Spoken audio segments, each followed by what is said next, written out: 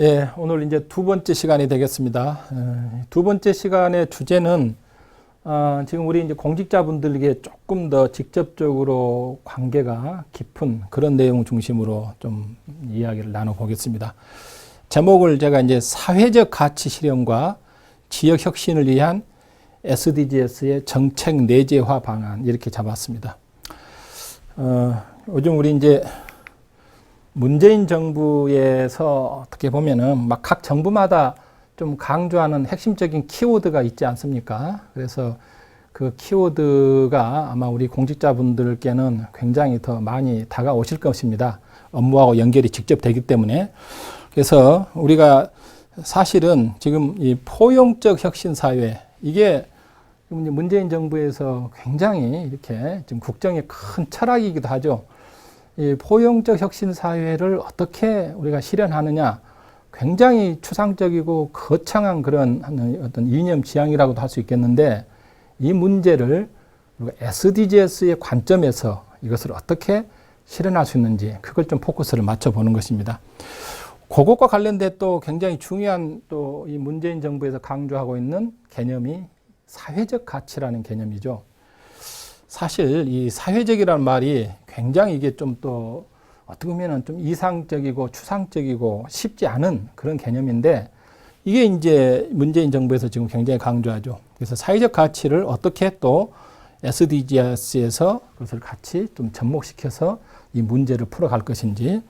그래서 이제 우리가 결국은 요즘 우리가 강조하는 혁신의 하나의 아이콘이랄까요? 혁신의 중요한 하나의 키워드로서 SDGs를 우리 공직자들께서 좀 더 적극적으로 행정의 과정에서 이것을 정책 내재화하는 그런 이제 전략이 좀 필요하지 않을까 싶습니다. 그래서 그러면 이제 그런 것이 기존에 지금 해오고 있는 정책들하고 이 SDGs는 도대체 뭐가 다른데, 또 그것은 어떻게 서로 연결성이 있는 것인지, 이걸 제가 살펴보면서 마지막으로 이 SDGs의 정책 내재화, 제가 내재화란 말을 좀 강조하는 것인데, 이것은 겉돌아서는 안 된다는 것이죠. SDGs가 마치 뭐 별나라에서 온 것처럼 이것도 아니고, 우리의 지금 우리가 추진하고 있는 많은 지방 정부들의 정책과 결합이 어떻게 되느냐, 이런 부분을 좀 강조하는 수준으로 해서 내용을 정리해 보겠습니다.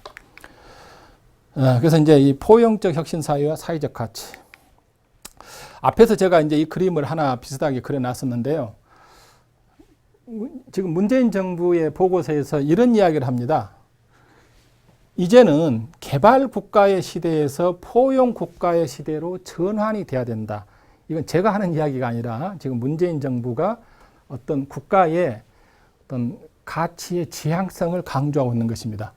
개발 국가라는 것이 조금 다르게 표현하자면 뭐 토건 국가, 뭐 경제 성장 위주의 국가, 이렇게 설명한다 그러면은, 포용 국가라는 것은 그 과정에서 소외됐던 우리 사회적 그런 약자랄지, 또 거기서 조금 무시됐던 우리 환경에 관한 여러 가지 그런 생태계의 문제랄지, 이 모든 것을 같이 아우러가는, 그야말로 국정의 어떤 하나의 사각지대가 없이 포용해 가는 이런 것을 강조하는 것이 지금 이 문재인 정부의 어떤 국정 철학이라고 할 수 있겠죠. 그걸 조금 다르게 표현하자 그러면은, 과거의 무한성장 패러다임, 이게 사실 모든 어떤 지도자들이 이 성장에 대한 그 뭐랄까요, 국민에 대한 약속, 이건 굉장히 그 지도자들은 여기에 이제 얽매이죠. 어쨌든 뭐 GDP가 조금이라도 지금보다도 좋아진 것을 국민들은 좋아하니까. 그러나 이렇게 무한 성장이 과연 가능하냐? 지금 우리가 이번에 이제 코로나 상황에서 보시다시피 어떻게 보면 이제 GDP가 이렇게 곤두박질 치는 경우가 많이 생기죠.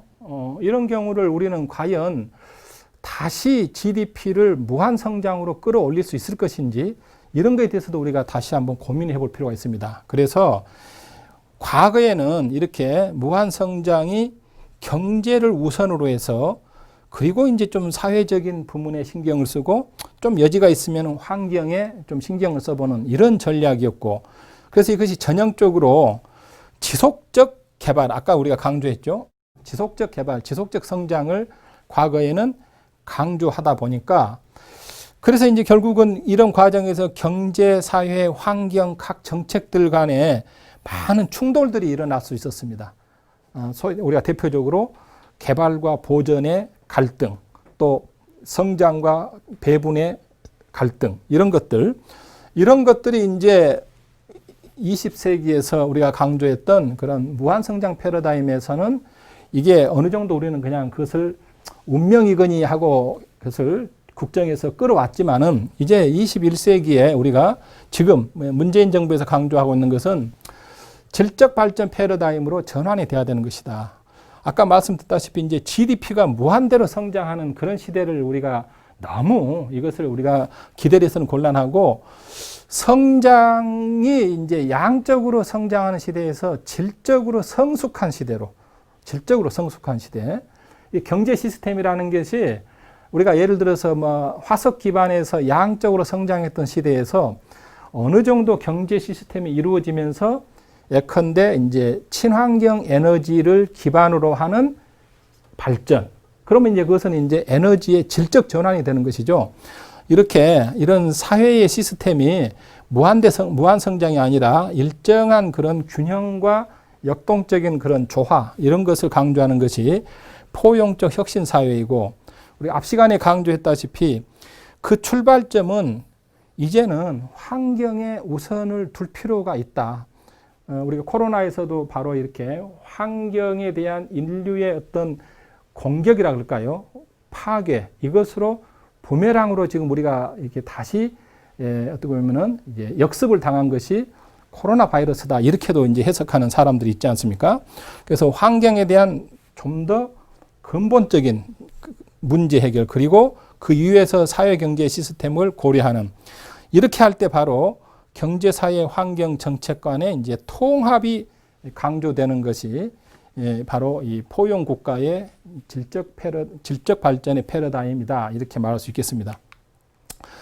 그래서 제가 이제 그 문재인 정부의 포용 국가 비전과 전략, 그 보고서를 제가 여기 2018년에 나온 보고서를 약간 사진이 좀 흐린데 뭐 우리 공직자들께서는 많이 보셨을 것입니다.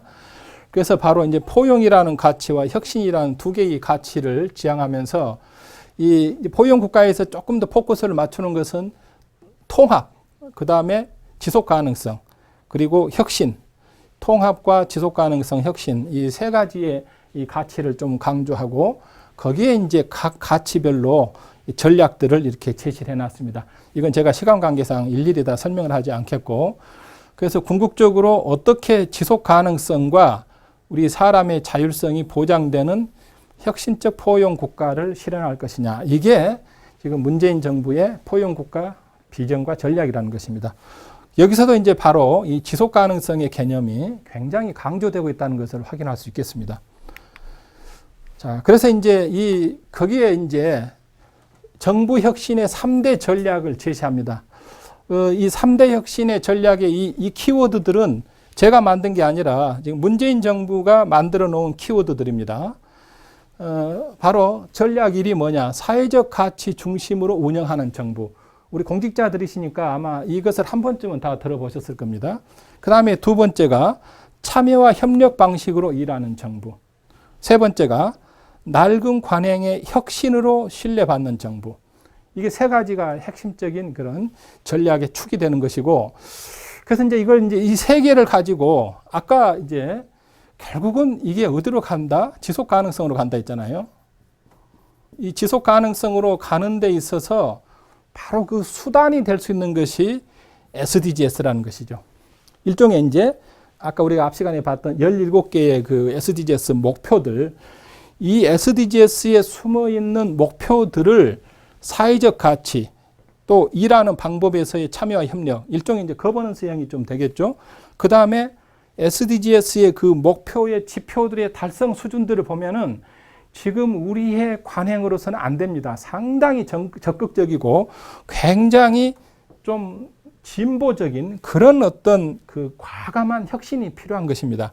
그게 이제 SDGs가 추구하고 있는 그 내용들이다. 그래서 이 SDGs를 이 3대 전략의 실현의 하나의 수단으로 또는 어떤 원동력으로 잘 우리가 활용할 필요가 있다는 것입니다. 그래서 그 이제 문재인 정부에서 특히 이제 제가 그 행정안전부 자료를 좀 이제 살펴보니까 이런 게 있어요. 사회적 가치를 설명하는 그런 보고서가 있는데 거기서 이런 말이 나옵니다. 제가 이걸 쓴 게 아니고 거기 보고서에서 UN SDGs는 사회적 가치를 구현하는 것이다. 이렇게 이제 타이틀을 달아놓고 우리나라 행정안전부가 이 사회적 가치를 설명을 합니다. 거기서 이제 이런 내용으로 이야기해요. 뭐 사회적 가치. 사실 아까 제가 상당히 이게 추상적이고 어떤 건 굉장히 이상적인 건데 이걸 이렇게 설명하는 것이죠. 사회, 경제, 환경, 문화. 이게 이제 아까 우리 지속 가능 발전에 관련된 가치들이 다 들어온 거 아닙니까? 이 모든 영역에서 공공의 이익과 공동체 발전에 기여할 수 있는 가치. 그러니까 과거의 우리 경제 성장 시대에서는 어떻게 보면은 좀 편향된 경제적 가치 중심의 그런 어떤 우리의 그 목표들이 실현됐다 그러면은 이제는 그것뿐만 아니라 사회라는 것을 좀 더 방점을 두는 것이죠. 이 사회적 가치의 개념에서. 그래서 이제 이 문재인 정부에서는 과거에 우리의 정부 정책들이 어떤 식으로 이행이 됐느냐. 일종의 기울어진 운동장이었다. 이렇게 표현하는 것입니다. 즉, 성장과 효율 위주의 정책을 펴다 보면은 당연히 경제적 가치 중심으로 국정이 운영될 수밖에 없었고 그 과정에서는 이제 저성장, 양극화, 공동체 붕괴 이런 이제 문제들이 이제 도출됐다는 것입니다. 이 문제들이 이제 우리가 21세기에 와가지고 이게 이제 국정에서 발목을 많이 잡는 것들이죠. 그래서 이 시스템을 어떻게 바꿀 것이냐. 아까 제가 말씀드린 대로 그 시스템을 바꾸는 하나의 수단 내지 동력으로 SDGs라는 이 개념을 또 어떤 그 가치를 적극적으로 우리가 활용을 할 필요가 있다는 것입니다. 여기에 담아 있는 것을 잘 우리가 실현을 한다 그러면은 우리가 결국 이제 다 함께 잘 사는 나라, 즉 공공성, 공동체, 성장과 효율 이것을 함께 이제 조화를 이루는 그런 것을 우리가 이제 기대를 할 수 있는 것이고 그래서 기존의 경제적 가치 중심의 국정 운영에서 이제는 사회적 가치 중심의 국정 운영으로 전환이 되는 것이고 거기서 바로 아까 이야기한 지속 가능한 사회를 실현하는 게 바로 이 문재인 정부가 추구하는 포용적 혁신 국가의 핵심적인 내용이다. 이렇게 말씀드릴 수 있겠습니다. 자, 그래서 조금 이제 그런 본론으로 이제 지역 혁신 의제로서의 SDGs. 제가 우선 이제 이 두 가지 차원에서 좀 설명을 이제 드려보고 싶은데, 우리가 이제 행정에서는 여러 가지 또 고민을 많이 하고 있죠. 정부 나름대로. 그런데 오히려 의외로, 즉 기업, 경영 부문에서는 어떻습니까? 기업은 시장에서 생존 경쟁에서 살아남아야 되잖아요. 근데 우리가 과거에는 기업들이 환경에 대한 투자를 한다거나 뭐 환경 친화적인 경영을 한다는 게 굉장히 기업으로서는 뭐 도덕적 의무감 정도, 즉 자신의 경쟁력 차원보다는 뭐 좀 사회적 책임을 지는 차원에서 도덕적, 윤리적 경영 차원에서 그런 문제들을 과거에는 좀 접근했다면은 오늘날에는 그게 아니라는 것입니다. 기업이야말로 생존 경쟁에서 살아남는 데 있어서 가장 중요한 게 뭐냐? 지속 가능 발전 경영을 해야만이 기업이 살아남을 수 있다는 것을 기업 스스로가 지금 체득을 한 것입니다. 그래서 기업이 국가가 시켜서가 아니고 우리가 또 시민들이 이렇게 뭐 요구해서가 아니라 스스로가 지속 가능 발전의 컨셉, 즉 SDG를 컨셉으로 하는 광고들을 많이 내보냅니다. 지금.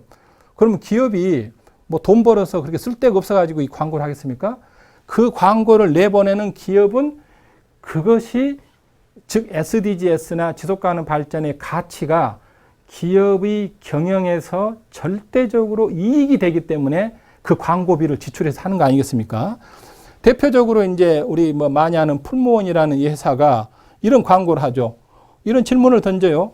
지속 가능성이 뭐죠? 라는 광고에 그런 멘트가 들어갑니다. 우리 국민들에게 마치 공익 광고 하듯이 그러면서 내일의 나와 지구를 생각합니다 하면서 광고가 끝납니다. 그건 무슨 말합니까? 풀무원이 제가 풀무원 뭐 제가 이거 직접 이렇게 광고해서 뭐 합니다만은 풀무원이라는 회사는 지구를 생각하는 회사입니다. 소비자 여러분도 우리하고 공감하면 우리 제품 사주세요. 이런 이제 메시지가 들어간 것이죠. 한화에너지, 에너지도 이제 지속 가능한 에너지를 강조하면서 지속 가능한 내일을 한화그룹이 에너지를 통해서 광고를 합니다. 한화그룹이 뭐 지구를 지키려고 무슨 큰 의무감이 있어서 그러겠습니까? 한화그룹이 스스로가 시장에서 살아남으려고 그러겠죠. 우리나라의 그 또 대형 그룹인 롯데그룹이 우리나라 최초로 SDGs 이행 보고서를 만들어냅니다. 이 보고서의 표지인데 2019년에 이 SDGs 이행 보고서는 롯데그룹의 계열사들이 SDGs의 1번부터 17번까지 목표와 관련돼서 각 계열사들의 특징을 살려가지고 얼마나 그 이행에 최선을 다하고 있는지 그것을 이 보고서에다가 담아가지고 공개를 하는 것입니다. 이런 것은 뭐냐? 롯데그룹의 이미지 개선 또 롯데그룹의 어떤 그런 지속가능 경영을 통해서 글로벌 기업으로서 자신들의 경쟁력을 높이고자 하는 것이죠. 이제 그런 것들이 여러분이 아시다시피 그 유럽의 아니 미국의 그 주식 시장에서 다우존스 지수란 게 있죠.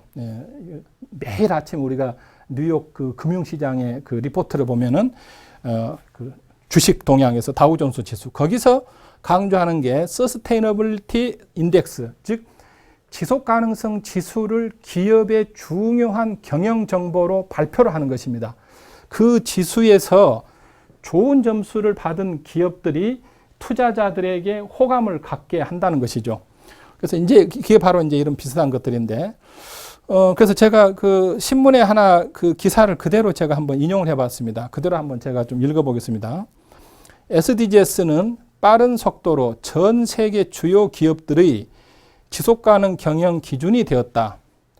마이크로소프트와 블룸버그 통신, 애플, 코카콜라, 인텔 등 글로벌 산업계를 이끄는 주요 기업이 SDGs를 적극적으로 도입했다. 이 기업들이 이걸 도입하는 이유는 간단하다. 바로 경영혁신에서 SDGs가 지금 가장 화두가 된 키워드가 되기 때문에 그런 거 아니겠습니까? 자, 이런 맥락에서 이제 정부도 지금 마찬가지죠. 제가 아까 말씀드린 대로 정부 혁신 의제로서 SDGs를 많은 나라에서 또는 많은 지자체에서 이것을 전면으로 내걸은 경우가 많습니다. 우리나라는 지금 이제 상당히 또 많이 이제 관심이 이제 집중되고 있습니다만은 제가 예를 들어서 유럽의 EU죠. 그 유럽연합의 그 국가들 이들에게 지금 상당히 그 매력적인 하나의 그 프로그램이 있는데 그게 이제 그린 캐피탈 프로그램이죠. 이게 이제 그 그린 캐피탈의 하나의 그 선정된 그 도시들에게 일종의 이제 그 표지를 붙여주는 건데, 로고인데, 이렇게 생겼죠. 그래서, 2010년부터 유럽연합에서 매년 그 회원 국가의 도시들 중에서 지속 가능 발전이라는 이 여러 이제 평가 지표들이 있습니다. 그 평가 지표를 평가를 해가지고 가장 우수한 도시에게 매년 한 도시씩 선정을 해가지고 그 도시들을 상당히 적극적으로 알리고 또 그 도시는 그 도시의 어떤 그 발전의 그런 새로운 계기로 삼는 그런 이제 전략으로 많이 사용합니다. 저는 한 3년 전에 이 에센과 네이메은, 에센은 독일에 있고 네이메은은 네덜란드에 있는데 이 도시를 직접 제가 그때 이제 가보니까 온 도시가 이 SDGs 관련되는 것을 막 여기저기 이제 홍보를 해놓고 1년 내내 그 관련되는 엄청난 프로그램들을 돌리고 있습니다. 또 시민들도 참여를 하고 올해는 지금 이제 쭉 와가지고 올해는 이제 리스본이 여기에 이제 선정이 됐습니다. 그래서 이제 대개 이제 이런 도시들은 유럽연합에서 상당히 이제 이 SDGs를 가지고 자신들이 앞서가고 있다는 것을 좀 대외적으로 좀 이제 많이 홍보를 하고 또 그 도시의 주요 어떤 그 성장 전략으로 삼고 있기도 하죠. 뭐 이 그림은 하나의 이제 예시입니다만은 유럽연합이 이런 SDGs를 가지고 일종의 마치 우리가 경주를 하듯이 각 나라나 또는 각 도시별로 17개 목표 중에서 어느 부분은 조금 더 자신이 있게 앞서가고 있고 어느 부분은 지금 현재 조금 부족한지 이것을 하나 이제 도식적으로 보여주는 것이죠. 예시적으로 이제 이 3번 목표 일종의 이제 웰빙인데 웰빙은 상당히 좀 앞서가고 있는 것으로 보는 거고 예를 들어서 지금 뭐 2번이나 뭐 9번 이런 쪽 보면 2번 이제 뭐 이제 빈곤 문제 이런 것인데 이런 것은 상대적으로 좀 이제 아직은 좀 문제가 있는 것으로 이런 식으로 이제 하나의 SDGs 목표들 중에서 좀 실현 정도가 높은 것들과 좀 낮은 것들을 이렇게 좀 대비를 해보는 그런 하나의 그림으로 보여주고 있는 것입니다. 우리나라는 어떻게 하느냐? 지금 이제 아마 우리 여기 지금 공직자분들께서는 이 해당되는 이제 지역에서 근무하는 분도 계시겠습니다만은 사실 많은 지역들이 있어요. 상당히 잘하고 있는 지역도 있고 조금은 아직 이제 준비가 덜 된 지역도 있는데, 제가 이제 뭐 나름대로 뭐 이 지역을 꼭 뭐 이게 가장 우수해서라기보다는 상당히 일반 시 중에서는 충남의 당진시가 상당히 시정의 전체적인 하나의 그 운영 전략으로서 시정의 방향으로서 SDGs를 지금 상당히 적극적으로 하고 있는 가장 대표적인 도시가 아닌가. 특히 여기서 굉장히 좀 주목할 것은 지속가능 발전 담당관을 전담 부서로 이렇게 담당관을 설치를 해가지고 굉장히 적극적으로 운영을 하고 또 이게 그 각 부서별 모든 정책의 평가 지표하고도 연결을 해서 굉장히 좀 적극적으로 시행하고 있는 하나의 예라고 볼 수 있겠습니다. 군 단위에서는 뭐 우리나라에 많은 군들이 있습니다만은 뭐 개인적으로는 제가 이제 조금 더 깊숙이 좀 관여를 해온 이제 담양군인데 이 담양군은 사실 굉장히 좀 오래전부터 여기에 이제 올인을 했죠. 무려 2003년에 우리나라에서 최초로 지방의 지속가능 발전위원회를 설치를 한 지역이니까 이 이후로 계속 담양은 일관되게 지속가능 발전 전략을 군정의 전략으로 계속 펴오고 있고 특히 담양은 바로 작년에 지속가능성 보고서까지 이제 만들어 가지고 국민에게 이렇게 알리는 그런 성과를 내고 있습니다. 자치구 단위에서는 물론 이제 많은 또 구들이 열심히 하고 있는데 제가 볼 때는 이제 서울의 도봉구가 상당히 또 이 분야에서는 좀 앞서가고 있는 구 중에 하나가 아닌가 싶어서 제가 좀 간단히 사례를 소개하고 여기도 이제 그 지속가능 정책 담당관, 이 담당관을 좀 전담 부서로 이렇게 좀 적극적으로 이렇게 조직 운영을 하고 있고 특히 이제 그 이행 계획을 이제 매년 이 이행 계획들을 수립을 해서 어떤 그 전체 행정의 업무하고 지속가능 발전 목표나 지표들을 결합을 시키고 있다. 이런 것이 좀 이제 특징적이 아닌가 싶습니다. 그래서 이제 이 SDGs가 이제 우리 기존의 정책하고는 어떤 차이가 있느냐. 제가 아까 이제 1교시 때 좀 잠깐 설명했던 그림에 그래도 약간 이제 복습 차원이 되는 것인데 아까 말씀드린 대로 기존 정책은 각 부서의 정책들이 다른 부서의 정책들하고 충돌이 되는 경우가 많다는 것입니다. 일종의 가치가 충돌되거나 정책 간의 갈등이 일어나서 이들이 이제 사실 결합을 하면은 제로섬이 돼버리는 경우들이 많이 있다는 것이죠. 한쪽에서 점수 따놓으면은 다른 쪽에서 점수를 잃어버리는 이런 이제 기존의 정책이 다 그러지는 않습니다만은 이게 상당히 많은 이제 문제점들이 있었죠. 그래서 SDGs는 가장 강조하는 것이 각 정책들의 그 통합과 가치의 조화. 아까 제가 말씀드렸죠. 그래서 이 어느 정책이든지 그 해당되는 정책 분야뿐만 아니라 다른 분야와까지 이렇게 같이 연결을 해가지고 정책의 이행이나 결과에 대한 평가를 할 필요가 있다는 것입니다. 이렇게 할 때 정책의 좀 윈윈, 다른 말로 하면 이제 넌 제로섬이 된다. 이게 저는 기존 정책과 SDG 정책의 방법에 있어서 가장 큰 차이가 아닌가 이렇게 이야기할 수 있겠습니다. 이걸 또 조금 더 이제 이 그림으로 좀 더 설명하면 바로 그것이죠. 사실은 지금 우리가 SDGs라는 것이 완전히 뭐 갑자기 하늘에서 떨어지는 새로운 정책의 구조는 아니고 기존의 정책 시스템을 좀 운영하는 방식에 있어서 또 일을 해 나가는 그런 여러 가지 절차에 있어서 조금 기존과 다르게 한다는 것이 가장 중요하지 않을까 싶습니다. 핵심은 역시 정책 간의 또는 부서 간의 연계성이다. 그래서 제가 아까도 이제 그런 좀 비슷한 이야기 했습니다만은 여러 가지 그 각 부서들의 중장기 행정 계획이나 이 정책들이 많이 있죠. 그래서 각 부서의 개별적인 계획이나 개별적인 어떤 정책들을 어떻게 유기적인 협업을 통해서 결합을 시킬 것이냐. 우리 행정부서에서 그 결합의 중요성은 다 알고는 있는데 그 메커니즘이 작동이 잘 안 됩니다. 그게 안 되는 이유가 뭐냐. 그것을 연결시킬 수 있는 일종의 설계도가 없다는 것입니다. 이게 어느 부서하고 어떻게 연결을 하지? 이게 설계도가 있으면은 바로 그 연결 구조를 각 부서 간에 이제 머릿속에 두고 서로 연락을 할 수 있잖아요. 가령 예를 들어서 이제 뭐 빈곤 아까 이야기했죠. 빈곤 문제 하나락에서는 이제 여러 가지 여기 다른 부서들과의 이렇게 연결 구조들이 이렇게 여기 나타난다는 것입니다. 이렇게.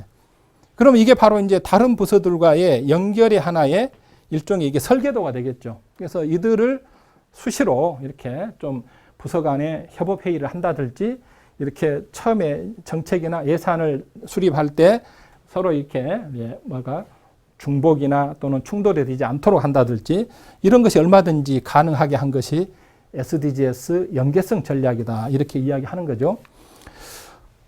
그것은 이제 이 연계성 전략을 통해서 우리가 최종적으로는 결국은 아까 말씀드린 대로 이게 어떻게 이제 평가를 해낼 것이냐. 기존의 정책들에서도 많은 평가들을 합니다. 근데 역시 그 평가들이 보면은 저도 이제 우리 자체평가 시스템 있지 않습니까? 우리 정부에. 제가 자체평가위원회에서 상당히 이제 많은 그런 예전에 그런 이제 참여를 해본 경우 있는데 아쉬운 게 뭐냐. 각 부서별로 독자적으로 지표 정하고 목표 정하고 우리 부서 이렇게 했으니까 올해 100점 만점에 95점입니다. 이렇게 보고하는 것입니다. 부서별로. 그래서 이제 그런 것을 우리가 그대로 받아들이기는 지금은 좀 문제가 있는 것이죠. 그래서 저는 최소한 우리가 이제 2030년으로 잡았다 그러면은 2030년에 이 목표치들을 먼저 이렇게 제시를 해 놓고 목표치와 관련돼서 예를 들어서 에너지 부분이다. 그럼 에너지 관련되는 1인당 에너지 소비량 또 뭐 신재생 에너지 보급률 이런 것을 이제 목표치들을 정해 놓겠죠. 그래서 이걸 이제 5년 주기로 이제 체크를 하는 시스템이 되겠죠. 이거 예입니다. 마찬가지로 이제 자원순환도 뭐 이렇게 이런 것들을 목표치를. 자, 이랬을 때 이제 아까 이야기했다시피 이 목표치들은 부서 혼자서 이 문제를 해결하기 어렵다는 것이죠. 앞에서 보셨다시피 이 목표치를 달성하기 위해서는 에너지 문제를 해결하기 위해서는 여러 부서들의 협력이 필요해야지 이것이 이루어져야지 달성이 가능하다는 것입니다. 그래서 이제 주무 부서가 있겠지만은 옆에 협업 부서 또 이제 관련되는 뭐 여러 그런 이제 다양한 그런 이제 주체들 간의 협력이 중요하다는 것을 이제 강조를 하는 것입니다. 이제 마지막으로 이제 내재와 방안을 중심으로 말씀을 드리겠습니다. 앞에서도 우리가 앞 시간에 제가 좀 그런 이야기 했습니다만은 상당히 어려운 것 중에 하나가 이제 제도화와 조직화 부분인데 이 제도화 부분은 뭐 어떻게 보면 이게 상당히 중요한 절대적인 조건이라고도 뭐 어떤 분들은 이야기합니다만은 저는 꼭 그렇게는 보지 않습니다. 지금 우리가 지방자치 시대에 제도라는 것은 모든 게 중앙정부에 의해서 하향적으로 만들어지는 시스템이 아니지 않습니까? 그래서 지방자치단체가 적극적인 의지가 있으면은 물론 이제 중앙정부의 근거법이 이렇게 뭐 지속가능 발전법이나 녹색성장 기본법에 의해서 우리가 추진을 하지만은 너무 이런 이제 근거법에 얽매일 필요는 없다는 것입니다. 다시 말해서 중앙정부가 하라 해서 하고 뭐 하지 말아 해서 안 하고 그게 SDGs는 아니고 지금 우리가 지방 분권 시대에 그런 시스템은 아니지 않습니까? 그래서 지역마다 뭐 좀 적극적으로 아까 말씀드린 대로 기본 조례 또는 뭐 일반 조례 이런 식으로 운영하는 경우도 있고 또 이제 협의회가 있으면 지속가능 발전 협의회 관련되는 조례 또 위원회가 있으면은 뭐 위원회 관련되는 조례 이렇게 해서 조금 형태는 다양하게 운영이 되고 있기 때문에 뭐 어떤 방식이 반드시 갖춰져야 된다. 저는 그것은 꼭 강조하지는 않습니다. 그 지역에 맞게끔 좀 택일해서 시스템을 제도적인 그 근거를 좀 만들 필요가 있고, 조직에 있어서도 크게 이제 행정 조직 부분하고 거버넌스 조직 부분으로 조금 이게 우리가 이원화해서 설명할 필요가 있는데, 아까 말씀드렸죠. 뭐 이상적으로는 전담 부서, 이렇게 뭐 지속 가능 발전 담당관, 이렇게 전담 부서가 상당히 적극적이고 이상적일 수 있는데, 뭐 모든 또 지자체에서 이렇게 하기는 어렵죠. 그래서 저는 어떻게 보면 이제 기획 부서가 되게 이제 많은 경우에 그 안에 지속 가능 발전 팀이랄지 이렇게 그 하나의 부서가 기존에 해온 일에다가 이 지속 가능 발전 업무를 좀 더 덧붙여 가지고, 이게 이제 아까 얘기했듯이 이제 전체적인 이제 총괄 기능을 좀 하는 것이죠. 또 뭐 환경 부서가 조금 더 적극적으로 기존의 업무 영역에서 다른 부서와의 협업을 좀 더 적극적으로 끌어내는 그런 뭐 주체로서도 역할을 해도 크게 무리는 없다고 봅니다. 거버넌스는 아까 이야기했다시피 이제 어떤 조직은 위원회 형태로 운영하는 경우도 있고, 어떤 지역은 협의회 형태로 할 수 있는데, 전반적으로는 좀 협의회 형태가 지금 많이 좀 더 활성화되어 있죠. 제가 이제 한 예시적으로 세 개를 좀 보여주고 있는데, 수원시의 경우는 이 위원회와 협의회가 양립하는 경우로 운영합니다. 즉 협의회가 있고 위원회가 있는 것입니다. 이 행정 조직하고 위원회하고 이렇게 이제 서로 이제 상호 유기적으로 양립하는 구조이고, 광주광역시는 이제 현재까지는 좀 협의회 중심입니다. 협의회가 이제 그 전체적인 거버넌스의 하나의 허브 역할을 하면서 행정과 시민과 기업의 역할을 적극적으로 이끌어내는 이런 이제 구조로 운영이 되고 있는데, 올해 지금 이제 그 기본 조례가 최종적으로 좀 개정이 되면은 여기에 이제 위원회가 광주도 이제 플러스는 될 것입니다. 그러나 이제 상당히 협의회가 좀 주축이다. 어떤 경우는 이제 서울 도봉구인데 위원회 형태로 운영이 되는 경우도 상당히 효과적으로 잘하는 경우도 있습니다. 이렇게 지속가능 발전 위원회하고 특히 행정에서 아까 이제 담당관 이들이 이제 적극적으로 상호 이제 유기적으로 역할하는 경우도 있을 수 있겠습니다. 마지막으로 이것은 이제 우리가 이제 SDGs를 할 때 중장기 행정 계획 또는 공약 사업을 결합시키는 전략도 상당히 중요하다. 그 대표적인 예가 이제 여기는 담양의 하나의 사례인데, 일종의 도시 계획이죠. 뭐 기본 계획들 그런 것을 이제 바로 SDGs의 지표들을 군의 도시 계획 또는 기본 계획에 전부 다 반영을 하는 시스템입니다. 이게 이제 하나의 예시고, 이건 이제 아직 확정은 안 돼 있는데, 제가 최근의 경우에 이제 경기도 광명시는 예, 그 자치단체장 공약 사업들을 적극적으로 SDG하고 연계시켜가지고 이 시스템을 지금 만들어 가고 있는 중이고, 이건 이제 조금 더 지금 이제 진행이 되면은 이제 결과가 나오겠습니다. 이제 또 하나는 이제 SDGs에 있어서 상당히 어려운 것 중에 하나가 지속 가능성 사전 검토 시스템입니다.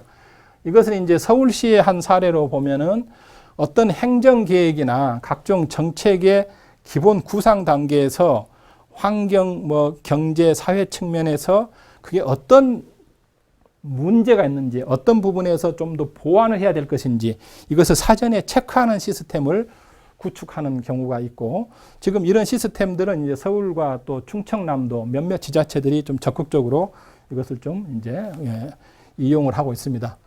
마지막으로 아까 이제 지속 가능성 지표 평가, 이게 이제 사후 평가가 되겠죠.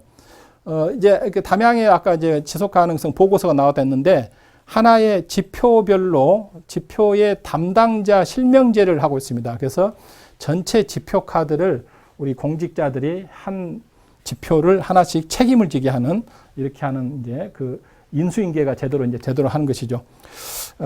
자, 여기까지 해서 이제 전체적인 내용들은 이제 마무리 짓고, 지금까지 했던 내용을 좀 정리하면은 간단하게 아까 이제 강조 드렸다시피 지금 우리가 포용 국가로 전환을 하는 데 있어서 SDGs가 굉장히 중요한 것이고, 그게 바로 사회적 가치를 구현하는 하나의 구체적인 하나의 수단이 되는 것이고, 기업 혁신과 정부 혁신에 있어서 SDGs가 중요한 하나의 의제로 지금 자리 잡고 있다는 것이고, 실제로 이제 우리가 제도 부문, 조직 부문 이런 부분이 지금 좀 더 우리 행정 부문에서 좀 더 갖춰야 될 부분들이고, 행정 계획이나 공약 사업들을 SDGs에다가 적극적으로 반영하는 그런 것이 중요하다는 것이죠. 그래서 마지막으로 사전 검토 시스템과 사후에 지표 평가를 하는 시스템을 갖추는 게 중요하겠습니다. 여기까지 해서 오늘 강의 2교시까지 해서 다 마치겠습니다. 감사합니다.